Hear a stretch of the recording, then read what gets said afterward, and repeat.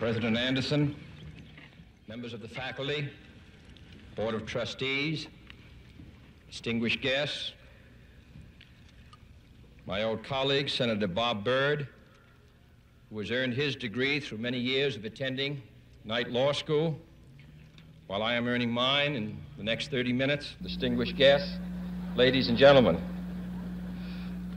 It is with great pride that I participate in this ceremony of the American University, sponsored by the Methodist Church, founded by Bishop John Fletcher Hurst, and first opened by President Woodrow Wilson in 1914.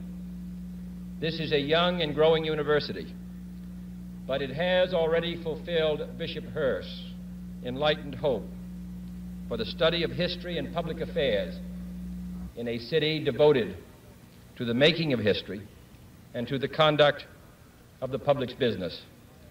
By sponsoring this institution of higher learning for all who wish to learn, whatever their color or their creed, the Methodists of this area and the nation deserve the nation's thanks. And I commend all those who are today graduating. Professor Woodrow Wilson once said that every man sent out from a university should be a man of his nation as well as a man of his time. And I'm confident that the men and women who carry the honor of graduating from this institution will continue to give from their lives, from their talents, a high measure of public service and public support. There are few earthly things more beautiful than a university, wrote John Masefield in his tribute to English universities, and his words are equally true today. He did not refer to towers or to campuses. He admired the splendid beauty of a university because it was, he said, a place where those who hate ignorance may strive to know, where those who perceive truth may strive to make others see.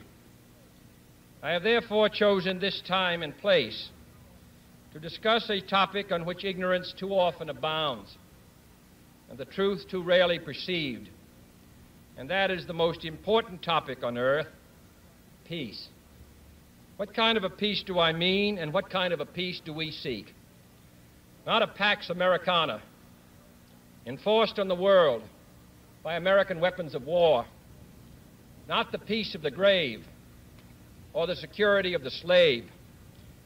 I am talking about genuine peace, the kind of peace that makes life on earth worth living, the kind that enables men and nations to grow and to hope and build a better life for their children. Not merely peace for Americans, but peace for all men and women. Not merely peace in our time, but peace in all time. I speak of peace because of the new face of war. Total war makes no sense in an age where great powers can maintain large and relatively invulnerable nuclear forces and refuse to surrender without resort to those forces. It makes no sense in an age where a single nuclear weapon contains almost 10 times the explosive force delivered by all the Allied air forces in the Second World War. It makes no sense in an age when the deadly poisons produced by a nuclear exchange would be carried by wind and water and soil and seed to the far corners of the globe and to generations yet unborn. Today, the expenditure of billions of dollars every year on weapons acquired for the purpose of making sure we never need them is essential to the keeping of peace. But surely the acquisition of such idle stockpiles, which can only destroy and never create, is not the only, much less the most efficient, means of assuring peace. I speak of peace, therefore, as the necessary, rational end of rational men. I realize the pursuit of peace is not as dramatic as the pursuit of war, and frequently the words of the pursuers fall on deaf ears, but we have no more urgent task. Some say that it is useless to speak of peace or world law or world disarmament, and that it will be useless until the leaders of the Soviet Union adopt a more enlightened attitude. I hope they do. I believe we can help them do it. But I also believe that we must re-examine our own attitudes as individuals and as a nation, for our attitude is as essential as theirs. And every graduate of this school, every thoughtful citizen who despairs of war and wishes to bring peace should begin by looking inward, by examining his own attitude towards the possibilities of peace, towards the Soviet Union, towards the course of the Cold War, and towards freedom and peace here at home. First, examine our attitude towards peace itself. Too many of us think it is impossible. Too many think it is unreal. But that is a dangerous, defeatist belief. It leads to the conclusion that war is inevitable, that mankind is doomed, that we are gripped by forces we cannot control. We need not accept that view. Our problems are man-made. Therefore, they can be solved by man, and man can be as big as he wants. No problem of human destiny is beyond human beings. Man's reason and spirit have often solved the seemingly unsolvable, and we believe they can do it again.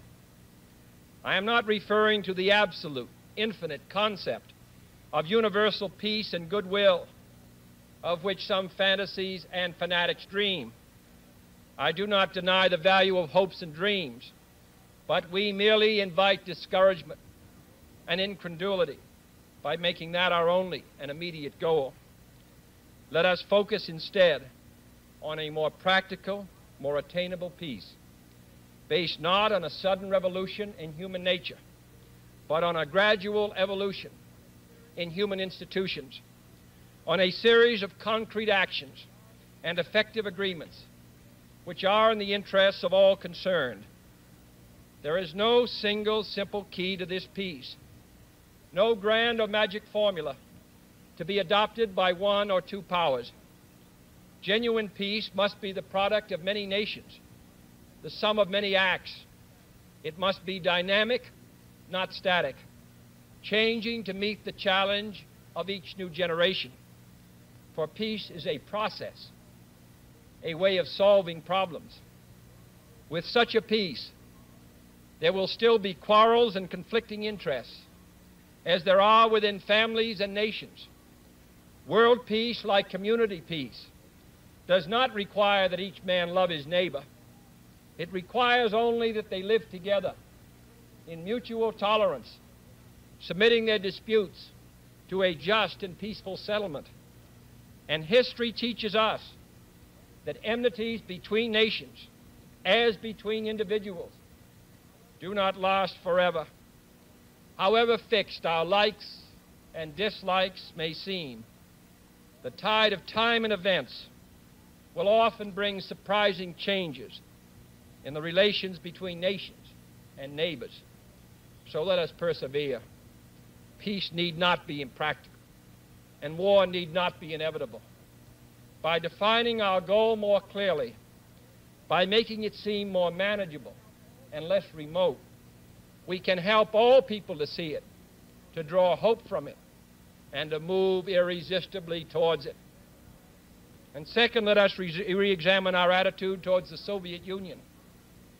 It is discouraging to think that their leaders may actually believe what their propagandists write.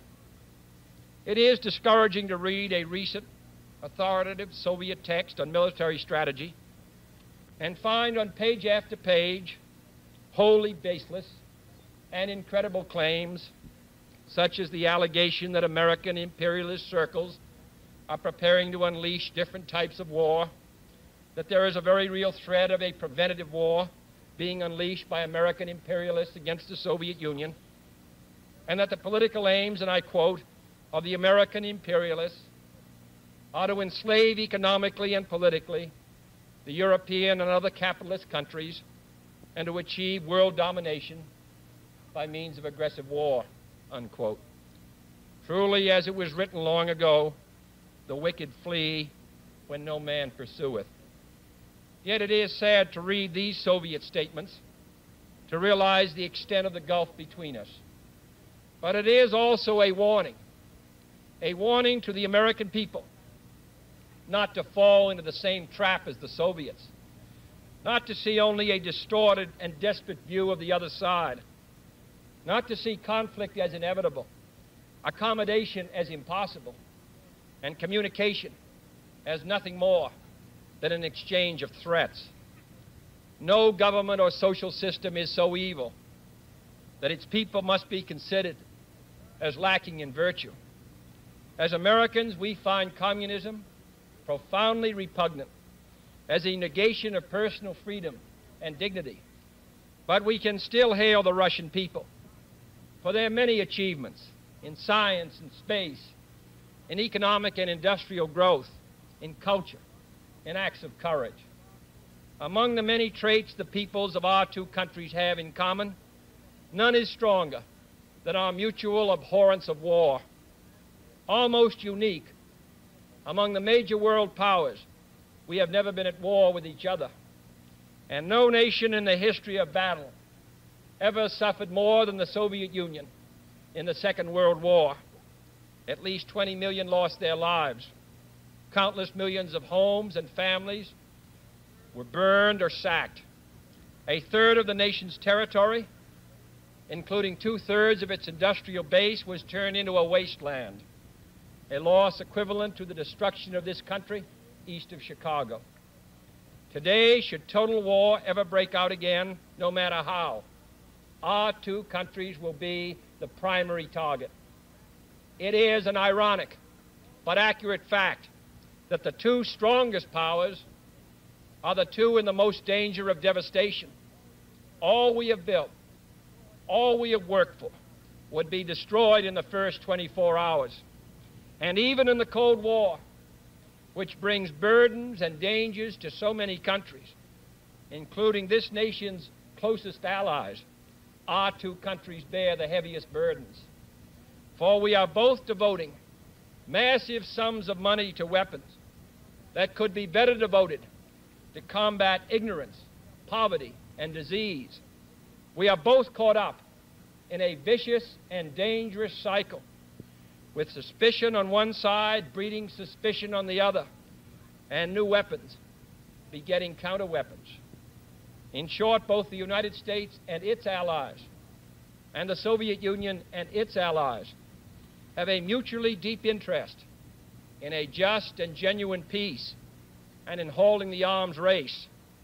Agreements to this end are in the interests of the Soviet Union as well as ours, and even the most hostile nations can be relied upon to accept and keep those treaty obligations, and only those treaty obligations, which are in their own interest.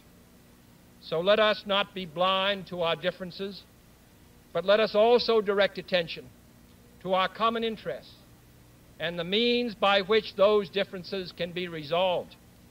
And if we cannot end now our differences, at least we can help make the world safe for diversity. For in the final analysis, our most basic common link is that we all inhabit this small planet. We all breathe the same air. We all cherish our children's futures, and we are all mortal. Third, let us re-examine our attitude towards the Cold War, remembering we're not engaged in a debate, seeking to pile up debating points. We are not here distributing blame or pointing the finger of judgment. We must deal with the world as it is, and not as it might have been had the history of the last 18 years been different. We must therefore persevere in the search for peace in the hope that constructive changes within the communist bloc might bring within reach solutions which now seem beyond us. We must conduct our affairs in such a way that it becomes in the communist interest to agree on a genuine peace, and above all, while defending our own vital interests, nuclear powers must avert those confrontations which bring an adversary to a choice of either a humiliating retreat or a nuclear war. To adopt that kind of course in the nuclear age would be evidence only of the bankruptcy of our policy or of a collective death wish for the world. To secure these ends, America's weapons are non-provocative, carefully controlled, designed to deter, and capable of selective use. Our military forces are committed to peace and disciplined in self-restraint. Our diplomats are instructed to avoid unnecessary irritants and purely rhetorical hostility, for we can seek a relaxation of tensions without relaxing our guard. And for our part, we do not need to use threats to prove we are resolute. We do not need to jam foreign broadcasts out of fear our faith will be eroded. We are unwilling to impose our system on any unwilling people, but we are willing and able to engage in peaceful competition with any people on earth. Meanwhile, we seek to strengthen the United Nations to help solve its financial problems, to make it a more effective instrument for peace, to develop it into a genuine world security system, a system capable of resolving disputes on the basis of law, of ensuring the security of the large and the small, and of creating conditions under which arms can finally be abolished. At the same time, we seek to keep peace inside the non-communist world, where many nations, all of them our friends, are divided over issues which weaken Western unity, which invite communist intervention, or which threaten to erupt into war.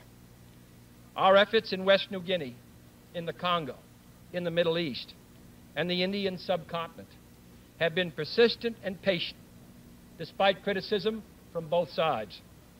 We have also tried to set an example for others by seeking to adjust small but significant differences with our own closest neighbors in Mexico and Canada. Speaking of other nations, I wish to make one point clear. We are bound to many nations by alliances. These alliances exist because our concern and theirs substantially overlap. Our commitment to defend Western Europe and West Berlin, for example, stands undiminished because of the identity of our vital interests. The United States will make no deal with the Soviet Union at the expense of other nations and other peoples, not merely because they are our partners, but also because their interests and ours converge. Our interests converge, however, not only in defending the frontiers of freedom, but in pursuing the paths of peace. It is our hope and the purpose of Allied policy to convince the Soviet Union that she too should let each nation choose its own future, so long as that choice does not interfere with the choices of others. The communists' drive to impose their political and economic system on others is the primary cause of world tension today.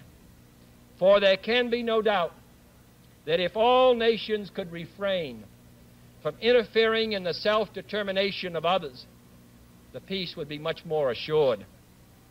This will require a new effort to achieve world law, a new context for world discussions. It will require increased understanding between the Soviets and ourselves. An increased understanding will require increased contact and communication. One step in this direction is the proposed arrangement for a direct line between Moscow and Washington to avoid on each side the dangerous delays, misunderstandings, and misreadings of others' actions which might occur at a time of crisis. We have also been talking in Geneva about our first step measures of arms controls, designed to limit the intensity of the arms race and reduce the risk of accidental war. Our primary long-range interest in Geneva, however, is general and complete disarmament, designed to take place by stages, permitting parallel political developments to build the new institutions of peace which would take the place of arms. The pursuit of disarmament has been an effort of this government since the 1920s. It has been urgently sought by the past 3 administrations. And however dim the prospects are today, we intend to continue this effort, to continue it in order that all countries, including our own, can better grasp what the problems and the possibilities of disarmament are. The only major area of these negotiations where the end is in sight, yet where a fresh start is badly needed, is in a treaty to outlaw nuclear tests. The conclusion of such a treaty, so near and yet so far, would check the spiraling arms race in one of its most dangerous areas. It would place the nuclear powers in a position to deal more effectively with one of the greatest hazards which man faces in 1963, the further spread of nuclear arms. It would increase our security. It would decrease the prospects of war.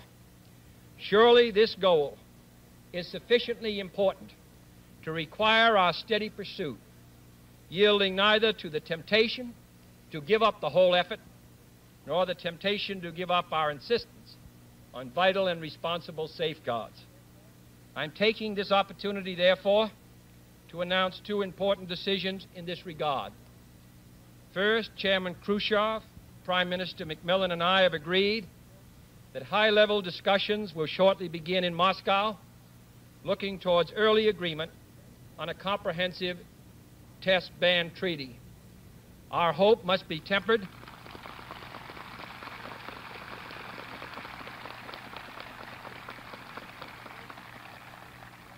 Our hopes must be tempered with the caution of history, but with our hopes go the hopes of all mankind. Second, to make clear our good faith and solemn convictions on this matter, I now declare that the United States does not propose to conduct nuclear tests in the atmosphere so long as other states do not do so. We will not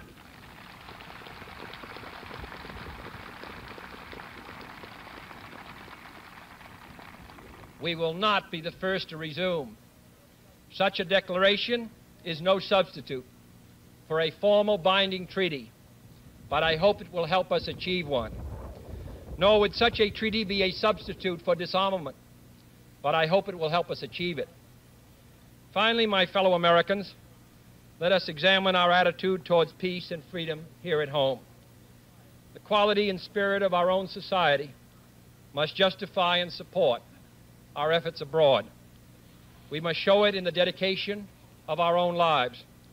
As many of you who are graduating today will have an opportunity to do by serving without pay in the Peace Corps abroad or in the proposed National Service Corps here at home. But wherever we are, we must all, in our daily lives, live up to the age-old faith that peace and freedom walk together. In too many of our cities today, the peace is not secure because freedom is incomplete. It is the responsibility of the executive branch at all levels of government, local, state, and national, to provide and protect that freedom for all of our citizens by all means within our authority. It is the responsibility of the legislative branch at all levels, wherever the authority is not now adequate, to make it adequate. And it is the responsibility of all citizens in all sections of this country to respect the rights of others and respect the law of the land. All this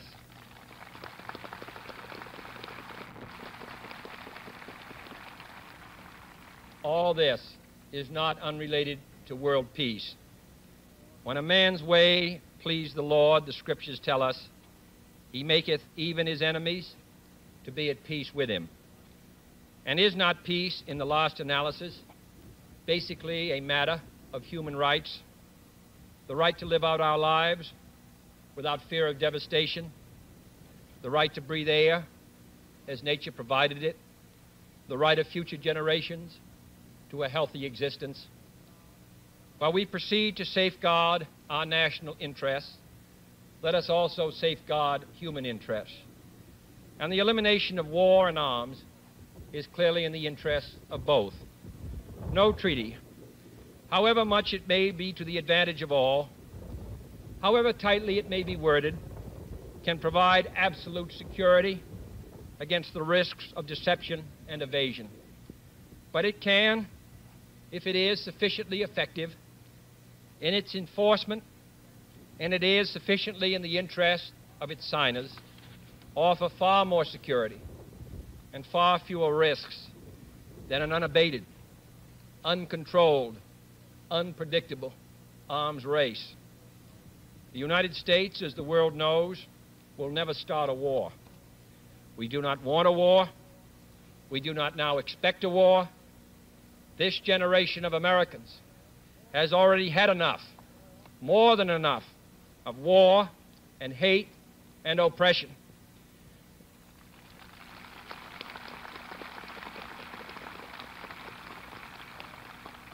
We shall be prepared if others wish it. We shall be alert to try to stop it. But we shall also do our part to build a world of peace where the weak are safe and the strong are just. We are not helpless before that task or hopeless of its success. Confident and unafraid, we must labor on, not towards a strategy of annihilation, but towards a strategy of peace.